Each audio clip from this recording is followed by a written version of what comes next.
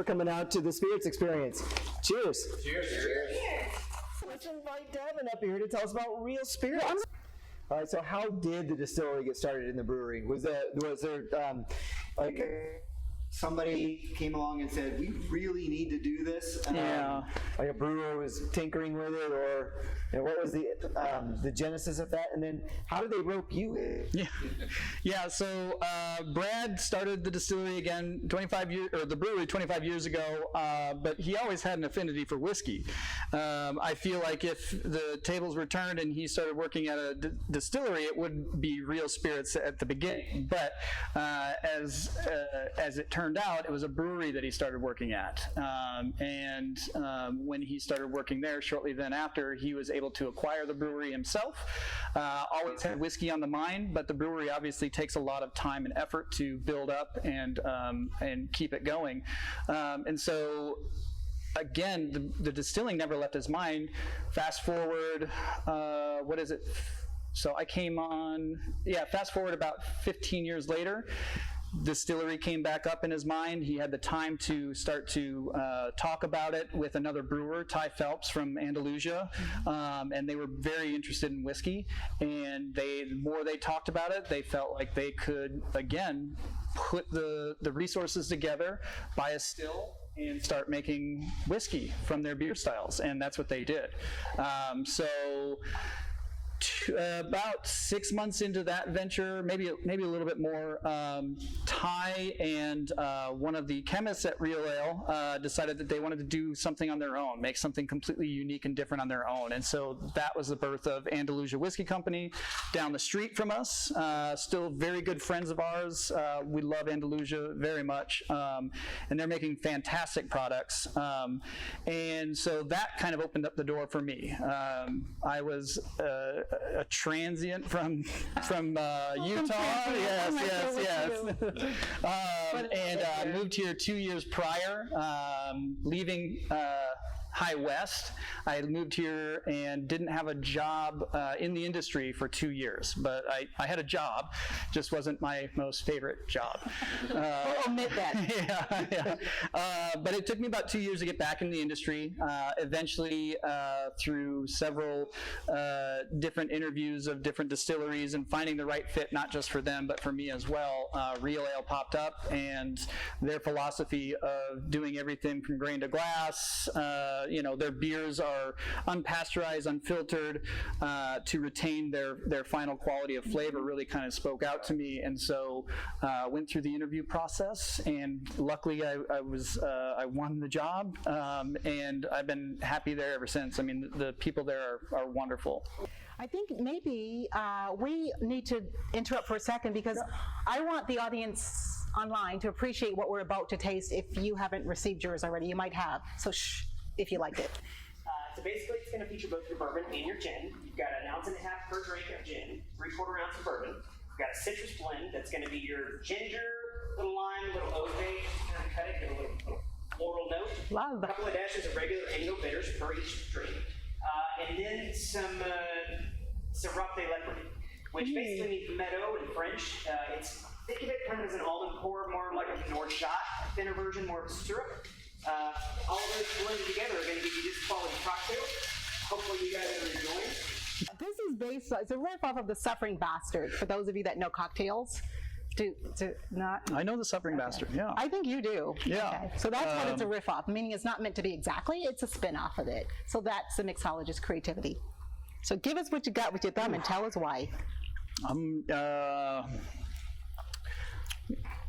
Man, I'm like, dude, you gotta put that thumb up. They did it. Yeah, I'm like, he's a tease. That was such a tease. Did you see that? Like, he killed it. He really did awesome. This is really beautiful. Well, So the gin, we haven't talked about how do you make the gin? And because clearly, the distillate's different than the whiskey. Yeah. And what types of botanicals did you choose, and why? Yeah. So the gin is first off, it's made from whiskey, a white whiskey, as opposed to vodka, which most gins out there are made from a base of vodka. So that whiskey actually helps promote not just a flavor in our gin, but it also helps promote a mouthfeel in the final product. That mouthfeel has the oils from that whiskey process, along with all of those botanicals. And there's 10 different botanicals. 9 of those botanicals are very basic. You have your juniper, coriander, angelica root, orris root, grains of paradise, lemon, orange, and grapefruit, as well as the lavender from Blanco. Gotta put that in there. Did you say juniper? Juniper is, yeah, it's gotta be there. It's the most, it actually has that's the highest on the grain, or on the botanical bill is juniper. Really? And it's very subtle. It's so even subtle though, on and the palate. I'm putting 80 pounds in each. Really? Yeah, it's a lot, but it's amazing at how balancing all of the other botanicals in there can really kind of subdue that, especially with the citrus. It's more citrus forward because we have we use an alembic still, and this gin is distilled 3 times, so it cleans it up. But then on the 3rd distillation, we use a vapor infusion. We have a vapor basket that's not in the still; it's actually in line, and that actually allows those citrus flavors to really kind of punch through a little bit harder. But I digress. The one botanical that is very different from any other gin is that we use the leaves of the bottle brush tree. Have you ever heard of that? Bottle brush. This is important. We got to sit on that for a minute. Crazy herb plant. So it's native to Australia. It's used all over Texas. You'll see it in your neighbor's yard. Right. It's an ornamental Beautiful plant. red, yeah. Right. It's an ornamental plant. The flower looks like a scientist's tool to clean out a bottle. A bottle brush. Really beautiful, bright red flowers, but the leaves, when you crack them, they have this slightly fruit-forward menthol characteristic that is that flavor that when you smell our gin, I can smell and I can taste all of these things, but there's one thing that I can't put my nose on, and that's it. Because it's a very exotic, unique flavor. And again, being made from whiskey, when you sip it, it coats your palate and allows all of those botanicals to be tasted throughout your exhale. It'll last a lot longer on your palate versus gin made from vodka. It goes in, you taste it, it drops back, and So tell us about this. How's this made? And What is this? well, okay, this is Bourbon Heritage Month, so clearly this must be a bourbon, right? it is not a I don't bourbon. think It's so. not a bourbon. No. Whiskey. All right. What is it? It is, in the name of Bourbon Heritage Month, this is what I consider a reverse bourbon. So let me get into it. So reverse bourbon. All of our whiskeys. Did you coin that phrase? I may have. Okay, reverse bourbon. This is it. And I could be. have to get you to taste. And I could be, it could be misinterpreted, but this is how I'm interpreting the whiskey that I've created here. So we are unable to make bourbon, rye, or heavily wheated whiskeys because we are going through a brew system. We're using the same brew system that the brewer uses, which means that everything has to go through a lauter tun. That lauter tun will not allow anything more than 15% corn, rye, or wheat go through that fine mesh. It will stick up the works. And so all of our whiskeys are made from malted barley. So most of our whiskeys, I should say, are made from 100% malted barley. Anything that's not made from 100% malted barley is only 15% of an outside grain, okay? Because that's what I've asked the brewers, what's the most amount I can use with these other grains? It's 15%. And so when I was told I couldn't make a bourbon, I just had to think outside of the box a little bit. Well, what makes bourbon? Corn, rye, wheat, and malted barley. So I wanted all of those components in a whiskey. So in order to get the most out of, just basically squeeze the most juice out of these mash bills, I had the brewers make me 3 different whiskeys, one with 15% malted corn, one with and 85% malted barley, one with 15% malted rye, 85% malted barley, and one with 15% malted wheat, 85% malted barley. All 3 of those whiskeys were brewed, fermented, distilled, and aged separately. At the end of the maturation process, they were all brought together in a way that complemented each other's flavor, and we have the distiller's edition, which is the mash bill at the end of the blend ends up being higher on the malted barley, which is usually the smallest amount in any bourbon. Then it goes corn, which is still sitting way below 51. We're probably sitting in and around 15% corn. Then it's wheat, which is sitting probably around 10%, and then it's rye, around 5%. And so that's where I kind of coined this as being a reverse bourbon. All the components that make up a bourbon, just not. Did you do the other, the first use charred oak barrel? Yep. All of the whiskeys were first used, brand new charred white oak barrels. And the oldest whiskey in this was the corn. This is 5 years in the make. That whiskey was 4 years and 11 months. So on your nose, you should get some amazing scents. I mean, clearly, who was it, Aaron, that asked about the coconut, the maple syrup, the standard oak notes are there. There's no doubt. What's that? Caramel. Oh, you expect that from oak as well. But see, for me, this is where it's crazy. I get that granola. I ate so much granola as a kid. Is that right on? Yeah, graham not that it cracker. matters whether he thinks it or not, but I get granola on my nose immediately. I get granola, almost like a baked granola. And that tells me this is going to be, we're Aaron. So you asked about how would I detect the difference. So this to me says it's probably not a bourbon because I get something more granola-like on my nose. But my nose is really particular, so I really have a high sense of smell that way. So I love the nose. Now, when you taste it, I think you're going to find there's so much more information. You're like, holy cow, why didn't you tell me all that? Because the nose is rather restrained, and then the palate just opens up into this boastful, rich essence that it's hard to explain, but I absolutely love the taste of this. So we're now tasting the rye, and I can tell you about it before you taste it. So the nose right away, again, it's intriguing, but it's a little more restrained. You don't get nearly as much as you're going to get on your palate. Forewarning, this rye, it's actually rye. So you're going to get that spice. If you're wondering if you're going to get it, you're going to get it. It definitely has a spice on it. So this is actually 15% rye, 85% malted barley, so it is still considered a malted malt whiskey. You're going to get the rye. But the rye, and what I like to do, or what I like about this corner that I'm painted in, it's allowed me to taste and produce whiskeys that flip the concept of what a rye is. Rye doesn't necessarily have to be 51% or more to have all of those baking spices and pepper spices and green grass. Literally, this has 15%, and a lot of people mistake it quite a bit for a full 51% or more rye. Because it's present. Right. The rye is present. Right. But what I love about their rye is, I was about to say, is you'll notice a spice, right? Mm-hmm. But the spice isn't overwhelming. The spice is almost in the background. You notice it after. It's in the mid-palate and when it goes down. And I think that, again, probably has something to do with the processing. I don't know, because I'm not a distiller, and certainly not a head distiller. Forget it. But at the end of the day, it's a pleasant experience, right? Like, most people that don't like rye find it just too attacking. This is not attacking.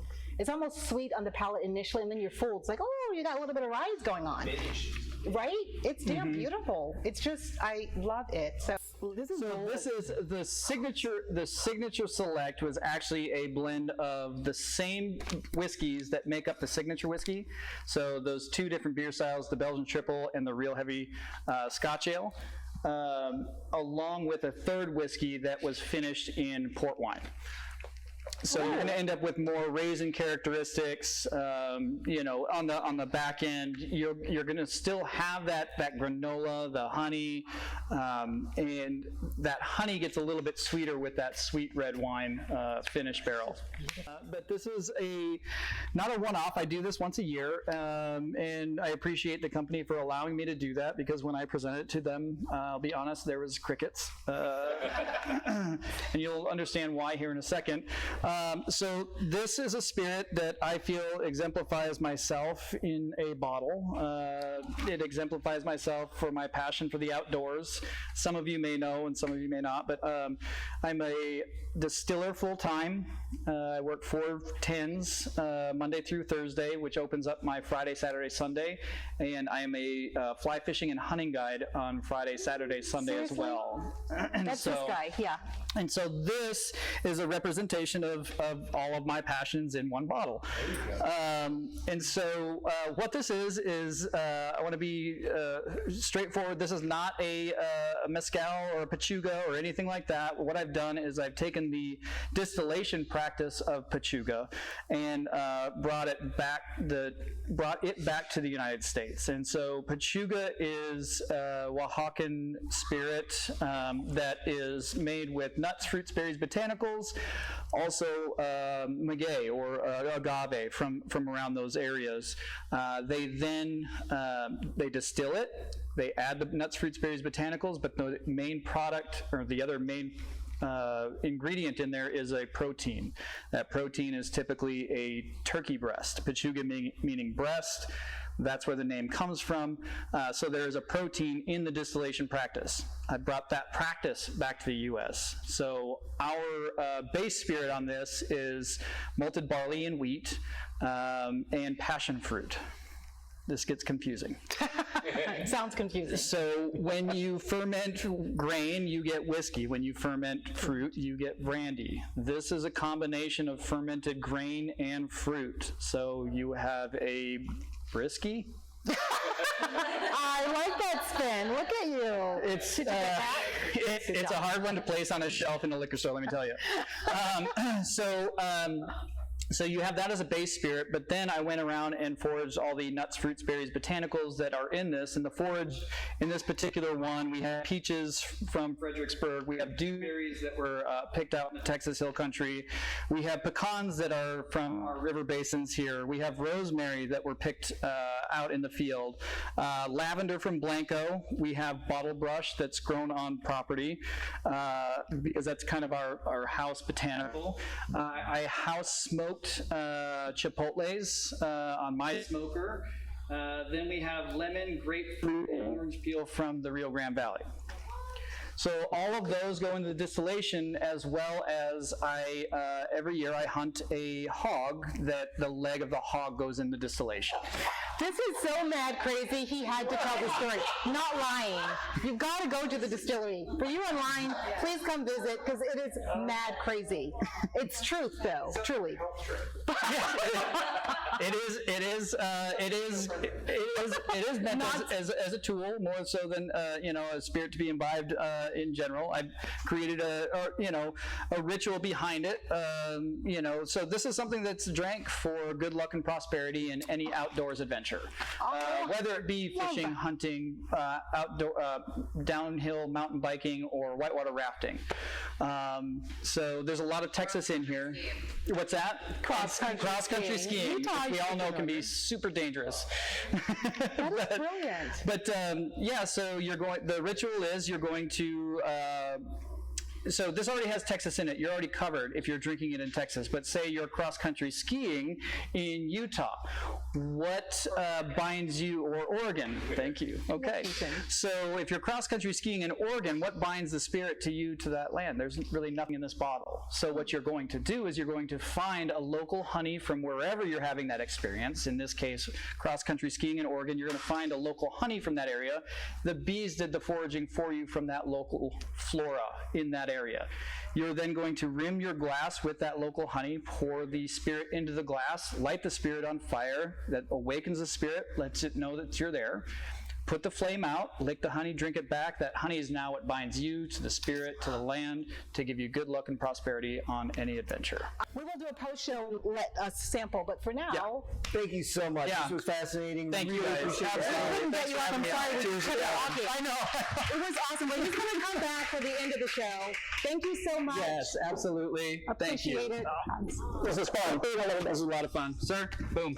Pleasure. See you guys. All right. He's going to come back at the end, but we have another special guest. I'm so honored for Matt to introduce. Marlene from Milam Greene. Marlene actually has lived in Texas less time than Davin. We were joking about her Texas cred is a little less than Davin, but that doesn't matter. Her time in the distilling world is the longest of any Texas distiller. Longer. Longer than anybody in the state. Marlene Holmes from Milam and Greene. Marlene, I'll admit I have a huge crush on Marlene. In a very professional way. Yeah. Marlene and I have been working together for the past few years, and I can't get enough of her, so I'm so glad you're here tonight. And I'll try not to be too much of a fanboy. But Marlene, We'll keep him in check. Cool. Yeah, please, have a seat. We're so grateful that you're here, Marlene. Thank you very Marlene, much. ladies and gentlemen. how did you get involved how did you get started in distilling? Yeah, so it was kind of being in the right place at the right time. I was in a job that I wasn't real crazy about. I worked for the largest package delivery company in the world, and it was a good job, but it just wasn't my cup of tea. And so I was looking for something a little different to get into, and I had a small farm in Kentucky and had a small lake on it, and I was looking to possibly raise catfish in that small lake. And so I talked to my county extension agent, and he told me, he said, there's a guy down at the local distillery that is wanting to do something a little different with spent stillage. Spent stillage is the leftover once you draw the alcohol off your grain, what's left over. And so that guy just so happened to be Booker No. And so I met with Booker, talked with him. That is. And We should tell them. And for reference, you were, what, 16, 18? somewhere about that. Thank you very much, Mark. Appreciate that. Please tell us more importantly, tell us who Booker is, because that's really important to the heritage in many cases. Booker No was the sixth generation of the Bean family with Jim Beam. And so, yes, he was the sixth generation, was the master distiller at the time. This was the summer of 1989. And so I chatted with Booker, and he told me, he said, I need somebody to feed some catfish fingerlings for me. Through the summer, I've got this experiment. I'm wanting to find out if the spent stillage can be used for catfish, for fish food, basically. And so I live close to the distillery, so I was the fish feeder for the summer. And so I met a lot of the guys working at the distillery there in Boston, Kentucky. And I would go down in the afternoons to feed the fish, and those guys would have a grill pulled out, and they'd be grilling hamburgers, hot dogs, ribs. They'd be frying frog legs, making turtle soup. And I'm like, where can you go work and do this kind of stuff? No place I've ever worked, you can do that when you're working. And it was just a very cool, very laid-back environment. And so got to chatting with one of the guys there, and they were looking for an operator on their third shift, which is a 12 to 8 shift. And so I applied, and they hired me, and I just kind of hung around and just fell in love with the business. Actually, it was the equipment. the big vessels, 50,000 gallon, 70,000 gallon fermenters and the column stills and all that. And I was, 5 people on a shift, and I'm like, how's this few people make That much bourbon? At that time, we were producing about 700 barrels a day, and just was real intrigued by the equipment, and then too the frog legs and the turtle soup. Who can pass that up? So that was 1990 that I got hired, and I hung around, and so been in this business now for 31 years. That is insane. So, Well, talk about a legend, right?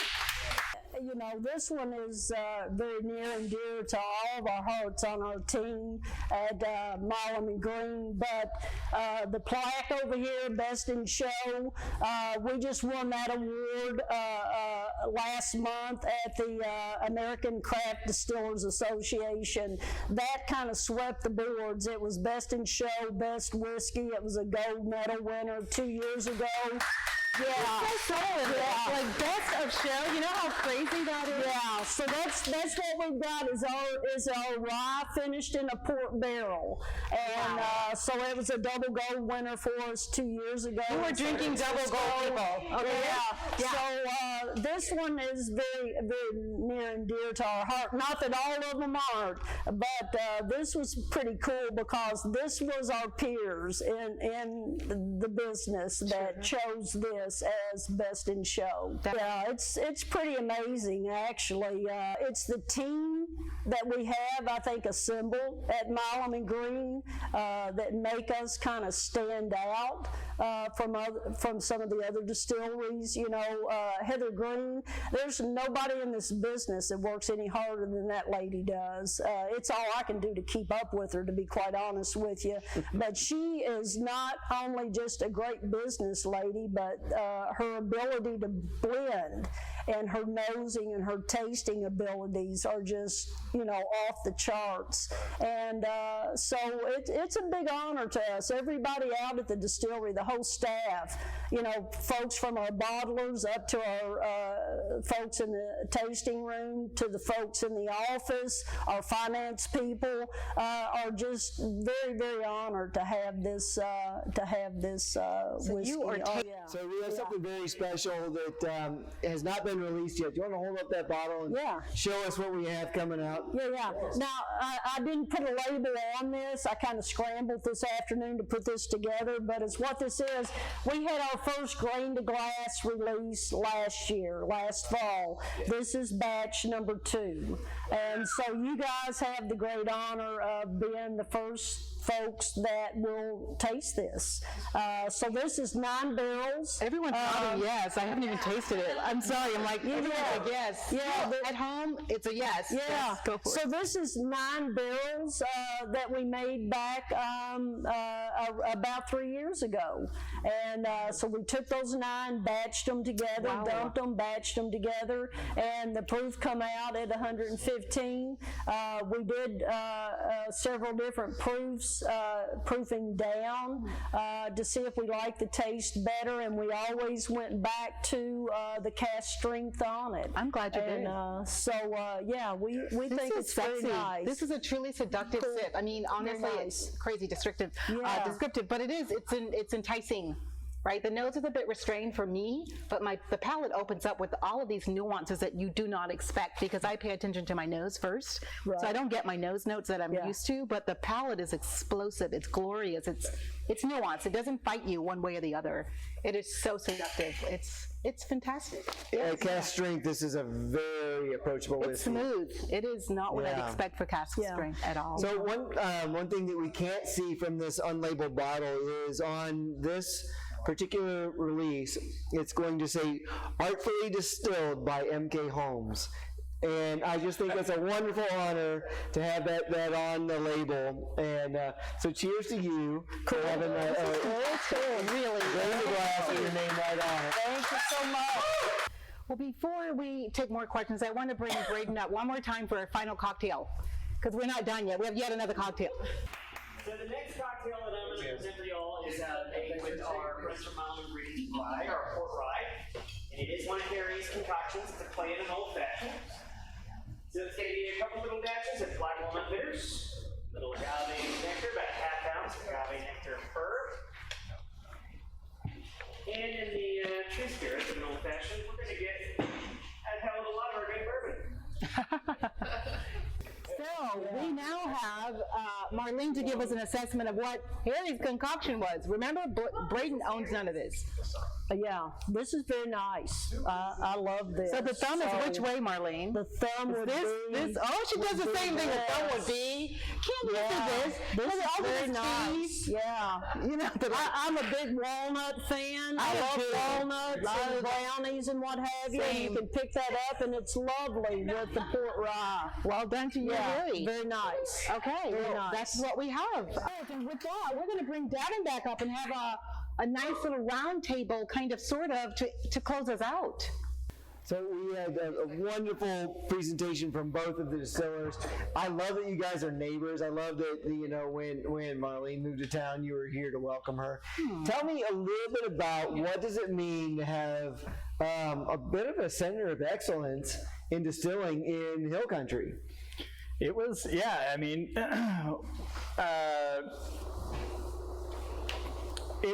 it wasn't as much intimidating as it was like I was wanting to ask a lot of questions, and I still want to. We still need to sit down. Legends next to me. I want to have you on my back patio or a back patio or sit next to a fire and unlock some puzzles with you. Look at the magic of Texas Hill Country. You know, you know, and the thing about that, it's cool that Davin says that because, you know, I thought when I left Beam, I knew a lot about whiskey. Well, let me tell you something. In the last 3.5 years, I've learned a lot about the whiskey making process. I really have. You know, I knew it from the bean standpoint, but there's many, many ways out there in the process to do things a little bit different, and Davin has shed some light on those things, so I would love to have that drink with you on that video. That culture of sharing seems to permeate the industry in Texas. And, you know, you both have been here long enough to see some evolution. Where do you see the distilling industry in Texas going in the next 5-10 years? Yeah, I see it continue to grow. Texas, I think, definitely has its own style. There is a Texas-style whiskey, and I think a lot of that has to do with the climate down here in Texas. Folks are starting to, you know, get that experience underneath their belt, and that makes a difference too. So I see it just progressing and growing. You know, this is it's a good business to be in. I don't know that we have reached that plateau yet of where things are starting to level off, but I think you know, it will continue to grow. Yeah, to add to that, I think she's dead on. I think we're growing. I think we're in our infancy still. Yeah. In Texas, I think there is a lot of growth that needs to happen, and but the trajectory is going up. I think the quality of Texas whiskey is getting better, and to add to the climate, Texas is a huge state. We have how many different microclimates and how many different people distilling products that have their own idea of what whiskey should be in all of these different places, and all of those put together, I mean, we could have the most diverse portfolio in any state or country coming up. Sure.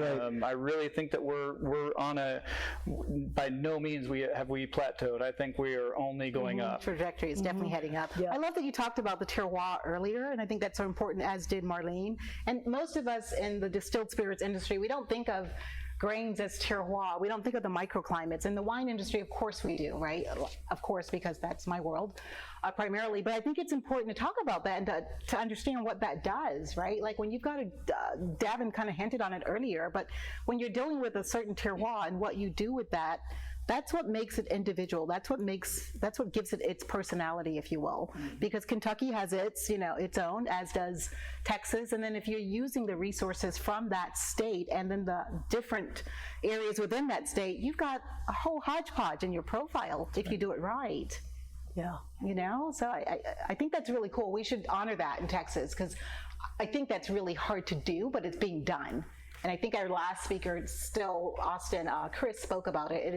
Texas is taking its place in the world of, exemplary spirits. And I think it's true. We're a part of that right now. Well, you look at that right there. Well, best of, I mean, that's like insane. This is right here in Texas of all places. You're like, what? So, I mean, trajectory is there, but you're definitely heading straight up. And I think that's brilliant. You guys look phenomenal. And if you want to know, where can we get your distilled spirits? Let's start with Davin, which is going to be a challenge. Yeah, we're very low distribution, but we are found in Total Wines. Oh. We are found in Specs. Most of our spirits, obviously, you're going to find us at our distillery and brewery in Blanco, Texas, right across from Milam and Greene. And it's the 25th anniversary. It is our 25th anniversary this year at the brewery. Unfortunately, we were unable to host a huge party like we normally do, but still come out and visit us. Tap rooms are open upstairs and downstairs, outside tap room and tasting room Thursday through Sunday. Right on. You got that. And for Marlene Holmes, Milam Greene. A little over a year ago, we were 2 states, Texas and Oklahoma. We shifted gears last year, and now we're available physically in, I think, 12 states, New York, Florida, Georgia, California, New Jersey, Chicago, or Illinois. And you can go on our website. There's a location finder there for spirits, a liquor store that is close to you.